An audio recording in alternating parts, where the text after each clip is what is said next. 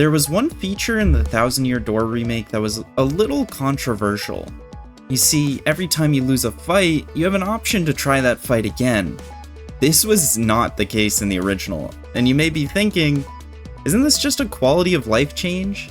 Not like this feature does much more than save you a little time walking all the way back from your last save. And for the most part, yeah, that is what it does. But what has actually caused this feature to be controversial is the way it affects the Pit of 100 trials. If you didn't know, Paper Mario The Thousand Year Door has a dungeon that consists of 99 increasingly difficult battles and ends in one of the hardest boss fights in the entire game. In the original game, if you die on any of these floors, that's it. You have to restart the entire pit. Doesn't matter if you're on floor 9 or floor 90. But now, if you die during a fight in the remake, you can try again right there. Those that don't like this change say it removes the difficulty of this dungeon, while those that like it say it just removes the tedium. When I saw this change, I had an idea. See me? Oh, I'm first? You know I'm a far-right conservative. He says this We're Republican. He says this every... What the fuck? I am bad at video games. When I played this game as a kid, the pit kind of scared me. I didn't even really try to attempt it. But now, there's a feature that would hopefully let even a stupid little baby gamer man like me stand a chance. So here's the deal. Today, I'm going to be beating the Pit of 100 trials, but I will be beating it as soon as it unlocks when you get the Sideways Paper Curse.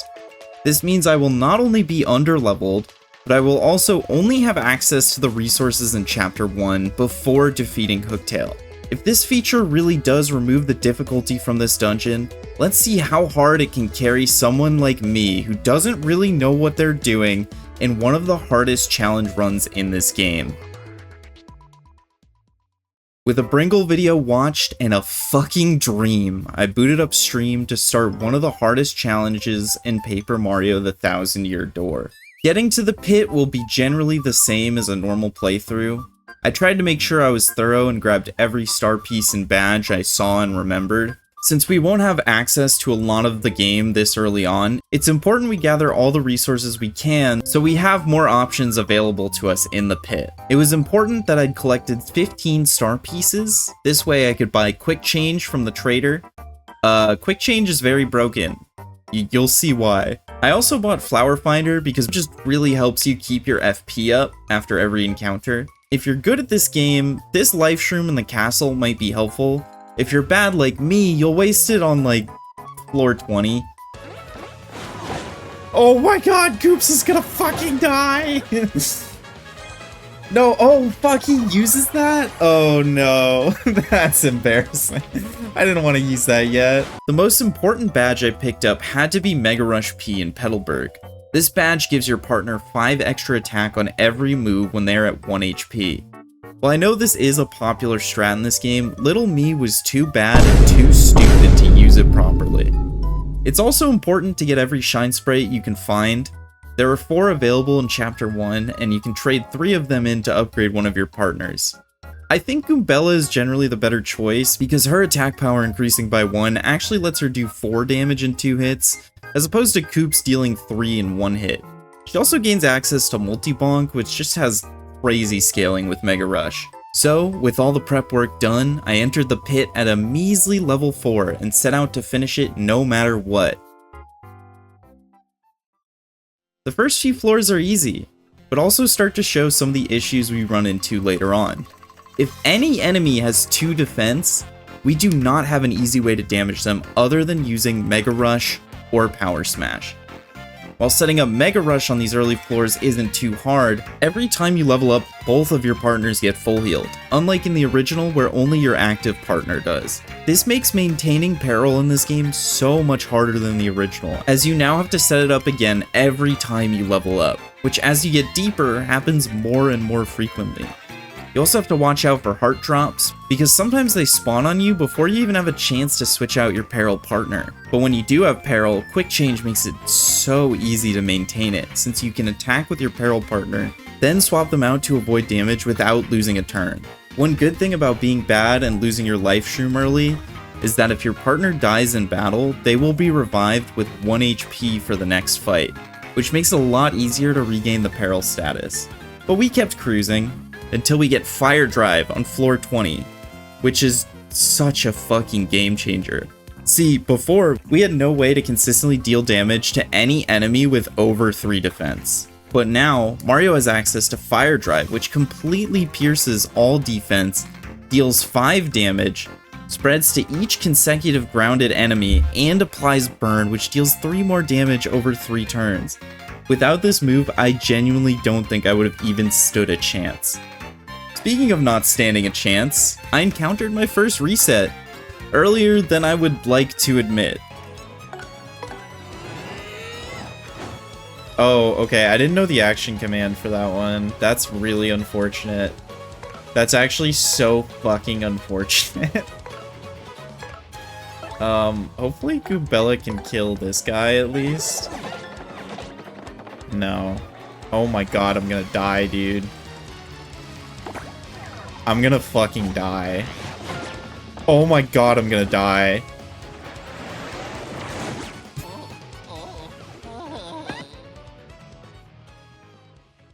Ooh! What was that, like 30 floors in? But here's what's interesting about resetting in this game. It isn't an instant win button, because when you reset, you do go back into the fight with the same HP and FP that you had the first time. This means if you get yourself into a tricky situation, like entering a fight with low health, the only way out is to just deal with it.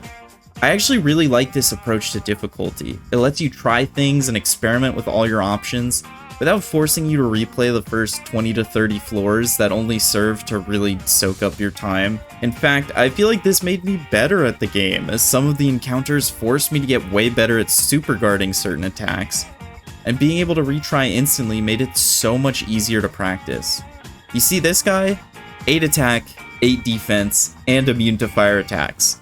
I do not have a single move at this point in the game which is capable of dealing damage to this thing. My only options are to either use an item, which I have a limited supply of, or super guard them to death. Yes, 8 consecutive super guards to kill just one of these things. You see this guy? He's a flying enemy with a spike. I literally have no way to hit him at all, other than items and super guarding. These are skills I wouldn't have to learn if I just accepted my loss and played the rest of the game to level up and came back with better stats and gear. My biggest gripe with this feature is that it also re-randomizes the encounter every time you retry. Which means if you lose to a difficult encounter like 5 wizards, you might just re-roll into a much easier one. Or maybe one that's just much worse. Or maybe one that's just straight up unwinnable.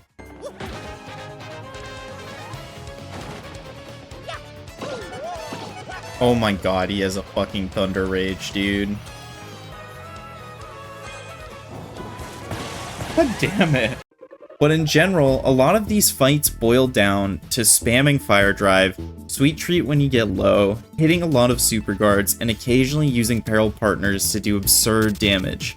I also want to mention these little guys. They let you skip up to 5 floors. What is this? I'm a mover. Know a few things about getting through this dungeon. For a few coins, I can move you where you want to go. Oh. Well, I'll cheat. Yeah, sure. No, I'll fucking cheat. No, that's awesome. And took them every chance I got. I'm pretty sure I ran into like 7 of these things and skipped 35 floors. Is this normal? Did I just get like really lucky or something? I genuinely have no clue how rare they're supposed to be. But yes, I skipped and fought all the way down to the bottom floor. Please don't pull out, guys. All of them? Like, I can't do anything! Did I pull it out again? Oh my god, dude. It's not even their turn and they get to pull one out. Okay, we gotta kill this guy.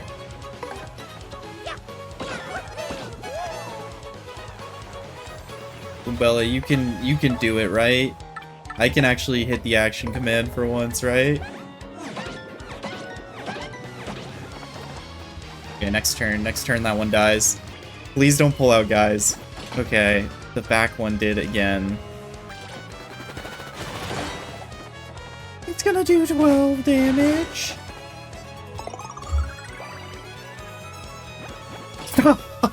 Stop pulling out, guys. This encounter will never end. It will never end, dude. Please don't pull out a guy. I'm losing my mind. What am I supposed to do? What am I supposed to do, God? This stupid ass guy. Oh my god, he's open. He's open for an attack.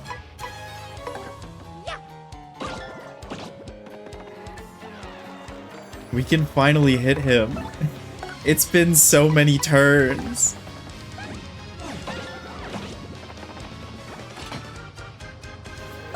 Come on, man. Okay, the Lakitu's dead. This is progress. So do I really have to do 10 super guards? Is that my only way out? I have tons of time. I can build up star power. Have a sweet treat ready. They can do nothing. Neither of us can do anything.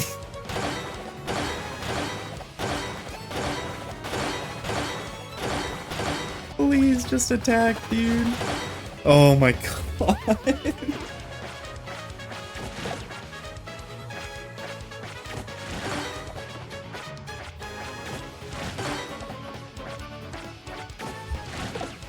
Oh my god, huge. Fucking glorious day for Coops Nation.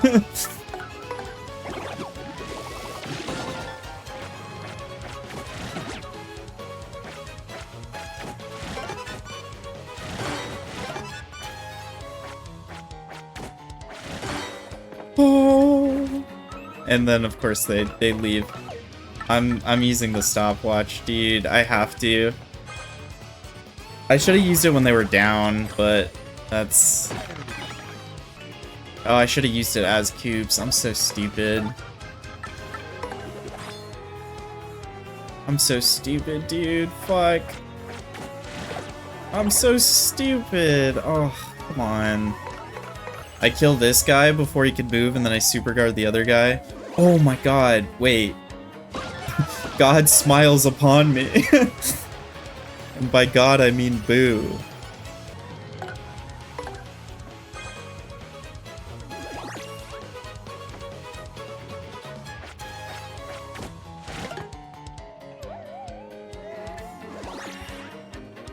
You fucking asshole! I have to super guard. Or get lucky. Okay. Next turn we hit him with a power smash and he's dead.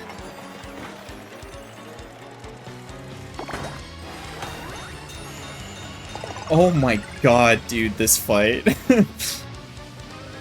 I don't think I needed the bingo, but that just adds to the fucking chaos.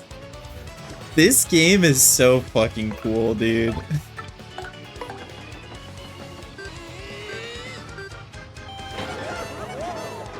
Hit the flips on him, Mario. Hit the fucking flips on him. Oh, this is impossible.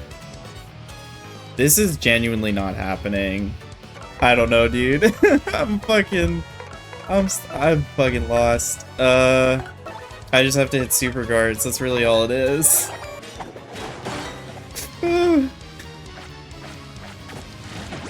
Fuck. Fuck.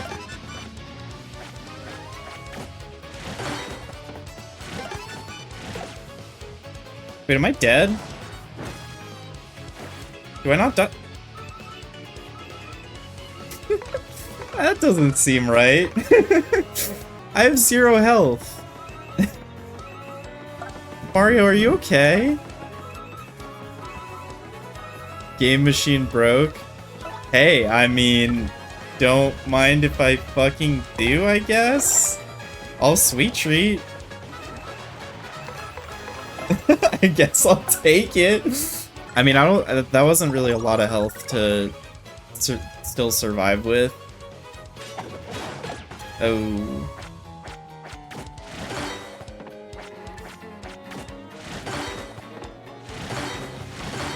Oh my god. Wait, can we kill him with this? My copy of Paper Mario is haunted. Oh my god, the peril, dude.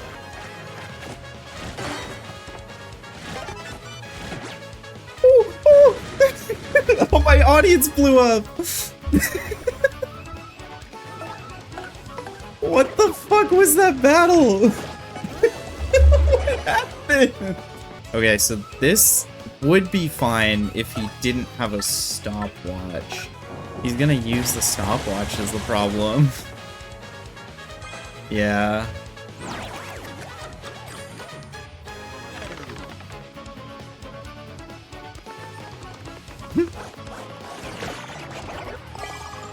Alright, Koops is dead.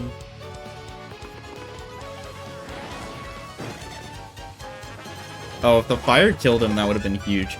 Oh my god, the fire kills him next turn, and you can't damage me. Right? This fire kills him this turn? No!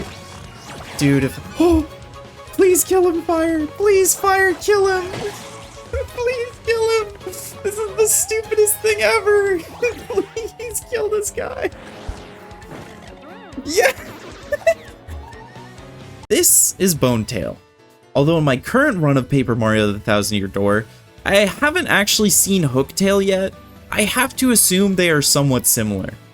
Bonetail is an asshole. She has 3 attacks, a stomp, a bite, and 4 different breath attacks that can inflict sleep, freeze, confuse, or lower your attack. The stomp is pretty easy to super guard, the breath attacks are a little bit tricky, and can pretty much end your run if you get hit by any of the statuses, and fun fact that I didn't really know until after this stream, this bite attack is unguardable. If she does this attack, you are taking 8 damage.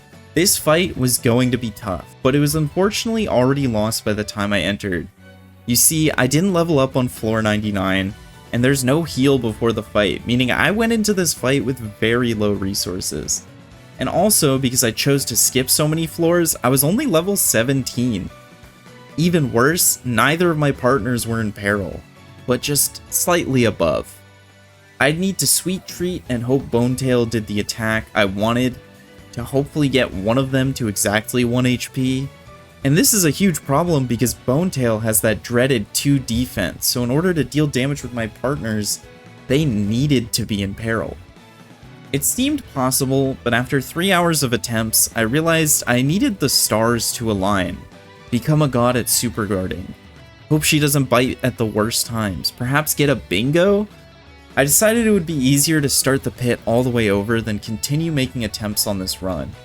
Upon reset, I made sure to go back out of the sewers to check if there was anything I missed in my earlier prep. I ended up buying the Simplifier badge to make the super guard timing a little easier, and also the Super Appeal badge to make it quicker to get Sweet Treat back online.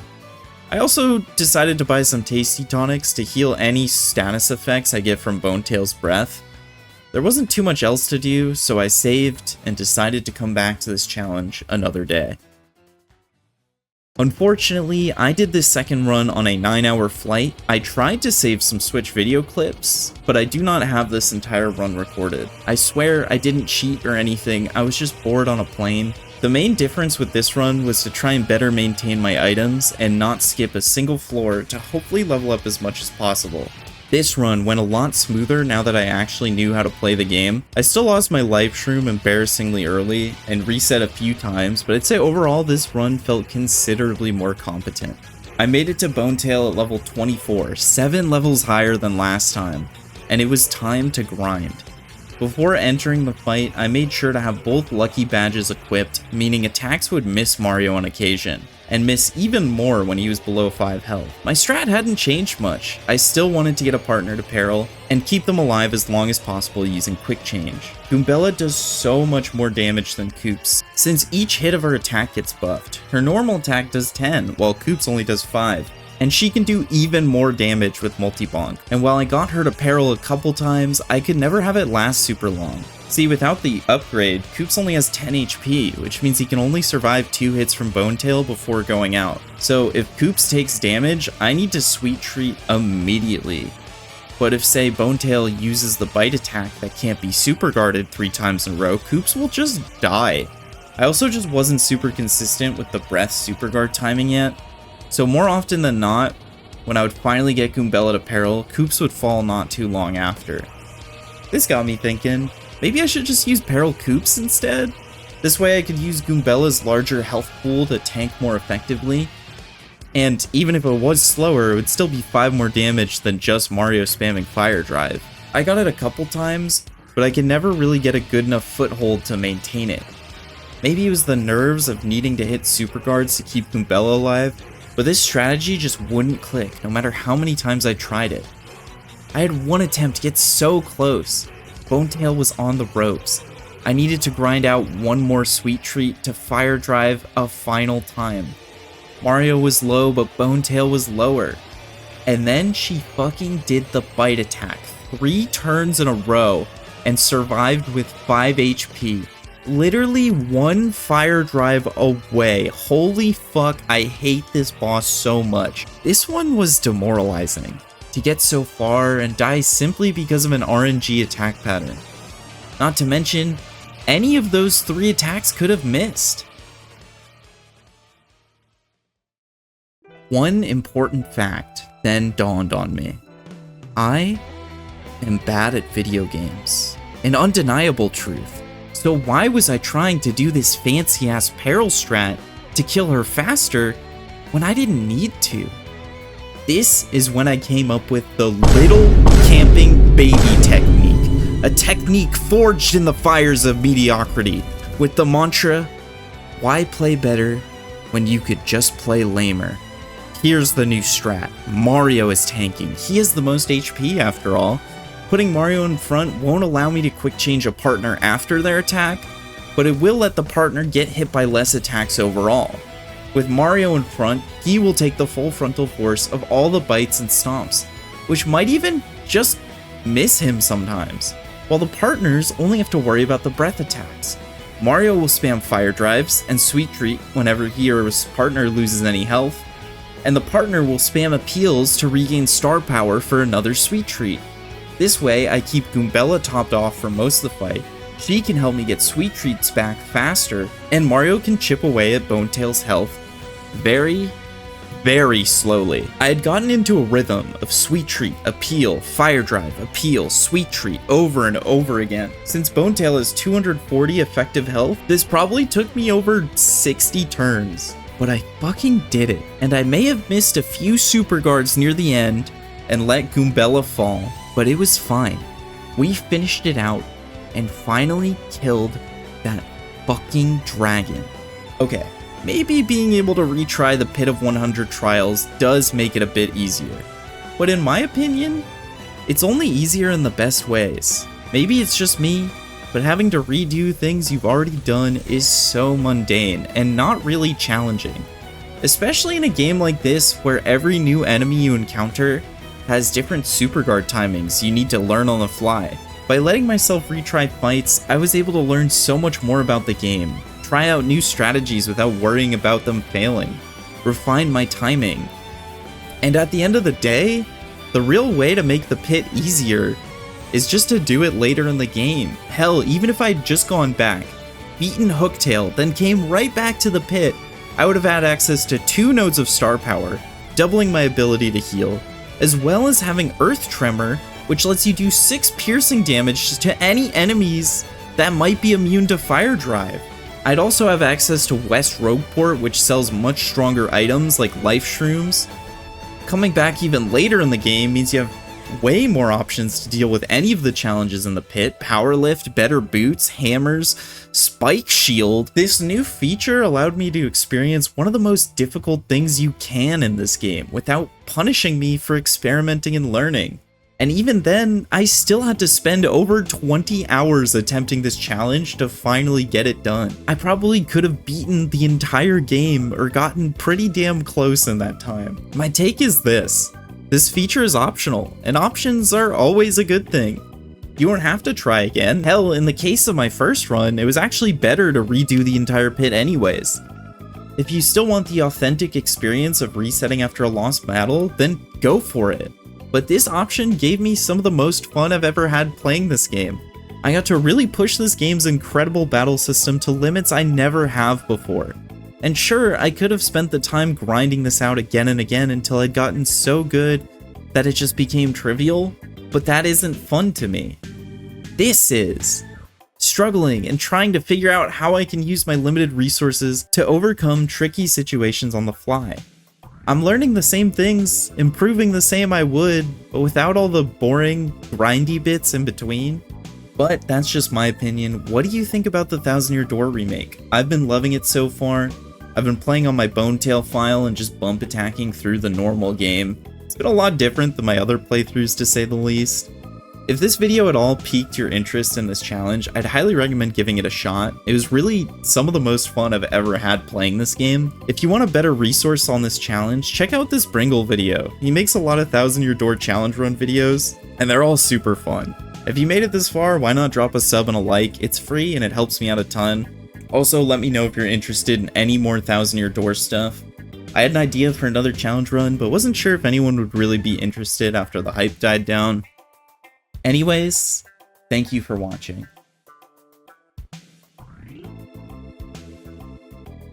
Welcome back to my Thousand Year Door Let's Play. I've heard a lot about this Hooktail boss, and I was pretty scared, so I did some off-camera grinding. Here's what our stats look like. I think we might be ready. I'm not sure. So here's what we got. Return postage, lucky day, fire drive, quick change, mega rush, last stand, power bounce, HP plus, close call. I think this might be enough to maybe just eke out Hooktail. So let's give it a try. I might have to reset a few times here, but I think we can get it done. Oh my god, she's even bigger than I thought. I don't know if we were ready. Oh jeez. Maybe we should have done a little more. Okay. Lock in. 20 HP? Holy fuck, dude. Okay, hold on. Let's go! Oh, we got her, dude. Holy fuck. Oh, that was huge. Wait. 10,000 points? Sure. No way. Is it over? Holy fuck. Okay, we did it. Holy shit. Okay. Hey, thanks for watching my Paper Mario the Thousand Year Door Let's Play. I really appreciate it. In the next episode, I'm gonna level up a bit more before Chapter 2. I think we need a little more prep before Chapter 2. And then we'll be ready.